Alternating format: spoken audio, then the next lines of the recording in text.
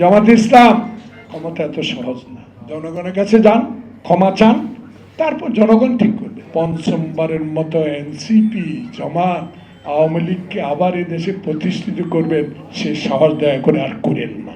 হাজার হাজার মামলার শিকার হয়েছি, ইলেকট্রিক শক খেয়েছি। আপনারা শুধু হারুনের ঘরে দুই একদিন ভাত খাইয়েই আমাদের বিরুদ্ধে অভিযানে নামবে, চলবে না। তারেক রহমানকে নিয়ে অশোভন উক্তি ব্যথা পাই। এই ব্যথার কারণে কথাগুলো বলি। পরোয়ার সাহেব জমাত করেন, আপত্তি নাই। মনে পড়ে এই শেখ হাসিনা কে আমাদের নেতা শহীদ জিয়া পুনর্বাসন করছিল না, আনছিল না? 7 দিন পরে এই হাসিনা, এই আশরাফ জিয়াউর রহমানকে খুন করার সাথে জড়িত ছিল। জামাত ইসলাম আপনাদেরকে হাসিনা পুনর্বহাল করছিল না? কজনকে ফাঁসি দিছে? দিয়ে দিছে না?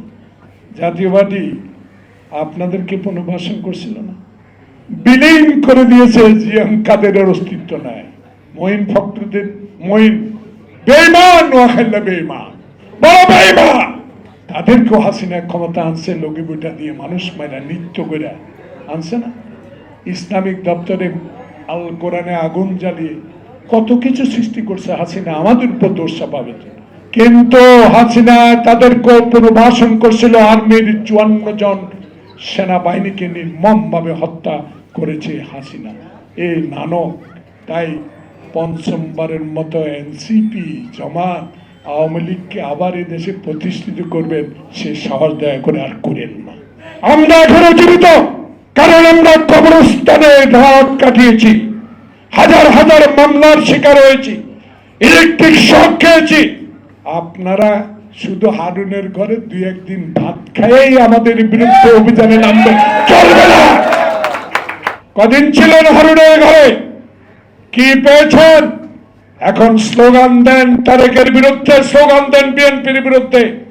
এই অশুভ শক্তিকে কারা যোগান দিচ্ছে? কালো টাকা। এই কালো টাকা 16 বছরে রুজি করেছে হাসিনার দোসরেরা।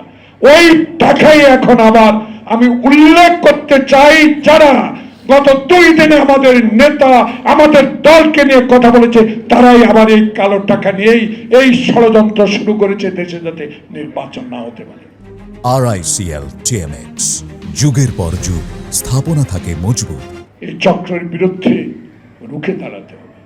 দয়া করে লন্ডনের বৈঠক নিয়ে অনেক কটূক্তি করেছেন জামাত ইসলাম, করেন না। ক্ষমতা এত সহজ না। জনগণের কাছে যান, ক্ষমা চান, তারপর জনগণ ঠিক করবে। তাই আমাদের নেতা তারেক রহমানের স্পষ্ট বক্তব্য, দিনের ভোট দিনে হবে, আমার ভোট আমি দিব, আমি আমার পছন্দের মার্কা পছন্দ করব। সেই মার্কায় যদি বাংলাদেশ জাতীয়তাবাদী দলের তারেক রহমান খালেদা জিয়ার নেতৃত্বে যে দল নির্বাচন অংশগ্রহণ করবে, একটি সুষ্ঠু নির্বাচনের মাধ্যমে যদি আমরা জনগণের ম্যান্ডেট পাই, তাহলে আমরা সরকার গঠন করব। আমরা হাসিনার মতো দিনের ভোট রাতে করে আর ক্ষমতা যেতে চাই না। তাই তারেক রহমানকে নিয়ে যতই কটূক্তি করেন কোনো লাভ হবে না। ক্ষমা চান, প্রত্যাহার করে নেন, নলে আপনাদের ভাগ্যে যে কি ঘটবে আল্লাহ ছাড়া কেউ জানে না।